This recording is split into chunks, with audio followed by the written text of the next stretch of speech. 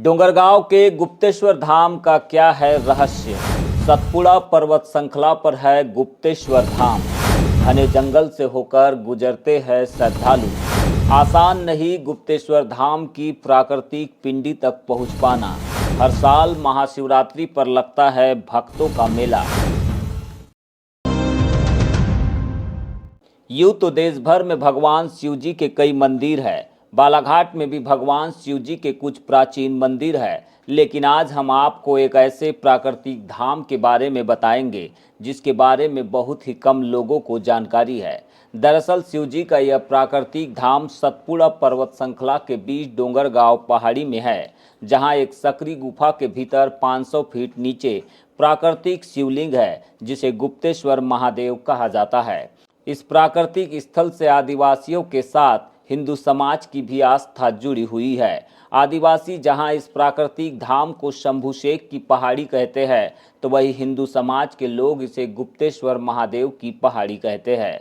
बालाघाट मुख्यालय से करीब 35 किलोमीटर दूर लांजी विधानसभा क्षेत्र में स्थित महादेव पहाड़ी का सफर डोंगरगांव से शुरू होता है।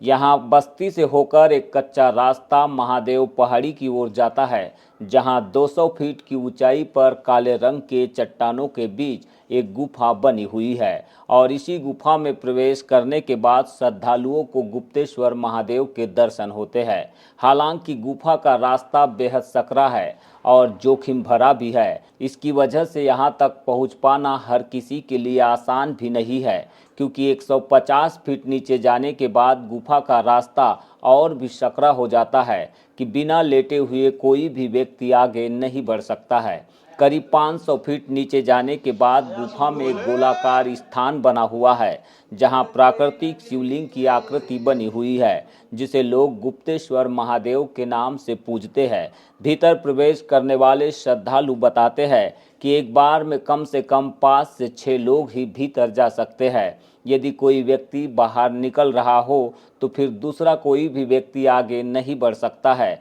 क्योंकि इस स्थान में एक दूसरे को क्रॉस करना बिल्कुल भी संभव नहीं है और इसी के चलते अधिकांश लोग गुफा में 150 फीट भीतर जाने के बाद आगे बढ़ने की हिम्मत नहीं जुटा पाते हैं।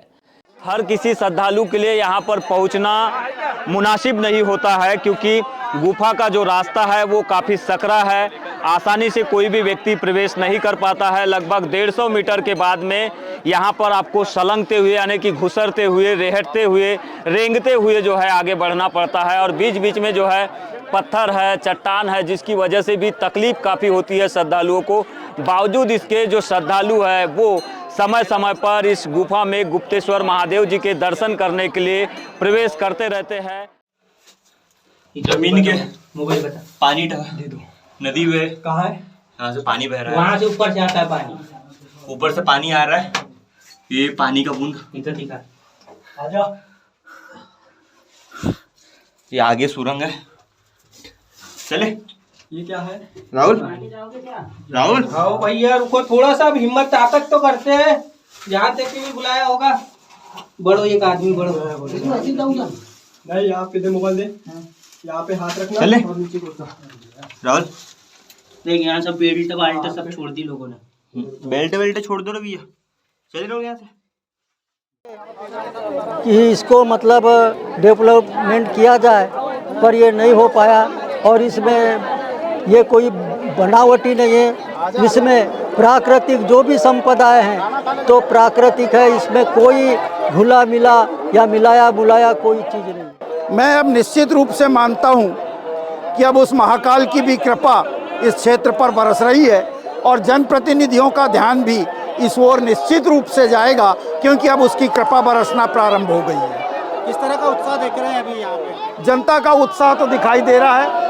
आप मीडिया से आए हैं, आपको भी दिख रहा है और आप भी इस काम में, इस पुनीत काम में अपना योगदान देंगे और हम सब क्षेत्रवासियों की बात उच्च स्तर तक भेजने का प्रयास भी करेंगे।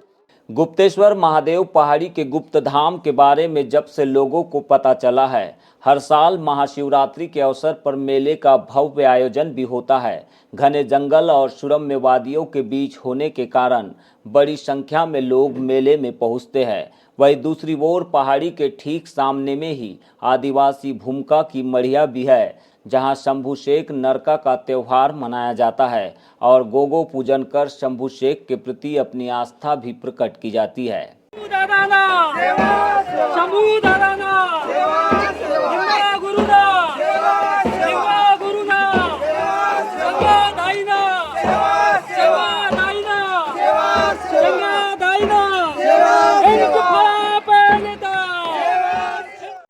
कुछ लोगों के वजह से जहर मिला दिया गया था। कई प्रकार के बिच्छू, सर्प, पेड़ पौधों का जहर निकाल करके भोजन में मिलाया गया था।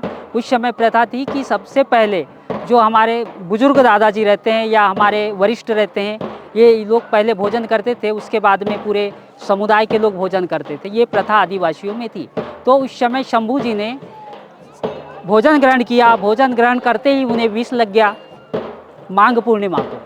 तो माघ पूर्णिमा से 13 दिन तक शंभू जी अचेत रहे, यानी जहर लग गया था उनको, अचेत अवस्था में रहे। और 14वां दिन पूरे आदिवासी समुदाय ने मिलकर के उनकी उपासना किया और रात्रि के समय जागरण किया। और उसी जागरण में हमारे शंभू दादाजी को चेतना आई और उसी उपलक्ष्य में हम लोग ये शंभू नरका के नाम से इसको जानते हैं और मनाते रहते हैं।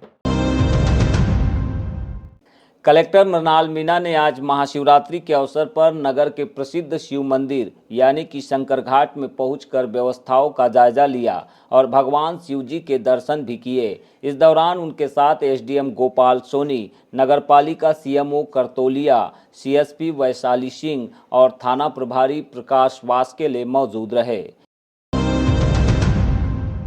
मुख्यमंत्री डॉक्टर मोहन यादव 1 मार्च को बालाघाट के प्रवास पर रहेंगे।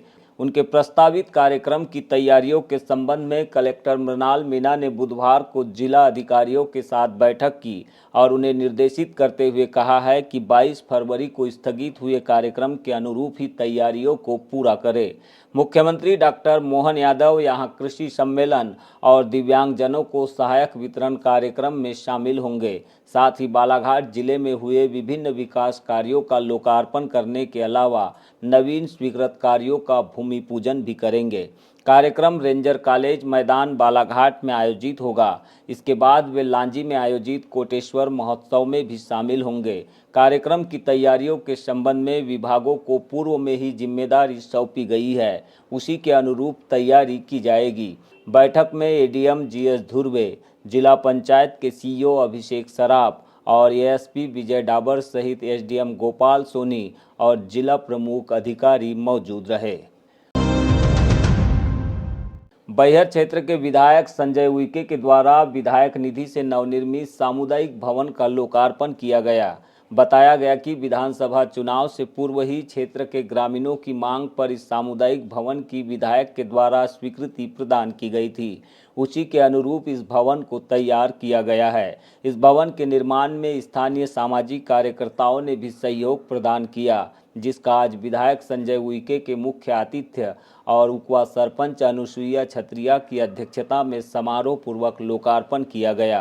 कार्यक्रम में उनके अलावा जिला पंचायत के सदस्य दल सिंह पंद्रे, ब्लॉक कांग्रेस कमेटी के अध्यक्ष संतोष बिसेन और गणमान्य नागरिकों के साथ सामाजिक कार्यकर्ता उपस्थित रहे।